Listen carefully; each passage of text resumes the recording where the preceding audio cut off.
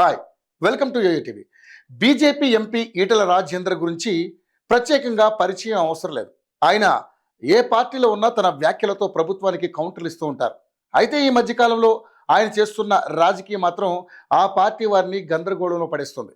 తాము రేవంత్ ప్రభుత్వంపై పోరాడలేదని ఆయన బయట చెబుతున్నారు. ప్రతిపక్షంగా పోరాడలేదని ఒప్పుకోవడం ఏమిటో ఆ పార్టీ నేతలకు మింగుడు పడడం లేదు. బీఆర్ఎస్ స్థాయిలో సోషల్ మీడియాలో ప్రచారం చేయలేదా, నేరుగా రోడ్ల మీదకు రాలేదా అన్నది ఆయన చెప్పాల్సి ఉందని మండిపడుతున్నారు. ఈ ఒక్క విషయంలోనే కాదు, హైడ్రా విషయంలోనూ బీజేపీ నేతల తీరును ఆయన వ్యతిరేకించారు.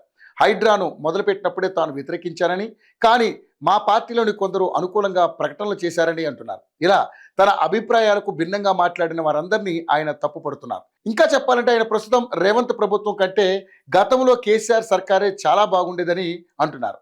ఈటల మాట తీరు చూసి సీనియర్ బీజేపీ నేతలు అనేక సందేహాలు వ్యక్తం చేస్తున్నారు. ఈటల రాజేందర్ తెలంగాణ బీజేపీ అధ్యక్ష పదవిని కోరుకున్నారు.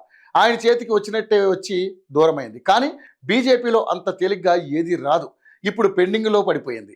ఆయన వెనుకబడిపోతున్నారన్న ప్రచారం కూడా జరుగుతోంది. ఇలాంటి సమయంలో ఈటల ఇలా ధిక్కార స్వరం వినిపించడం ఆసక్తికరంగా మారింది. బీజేపీ హైకమాండ్ ఈటల తీరును ఏ విధంగా చూస్తుందో చూడాలి మరి.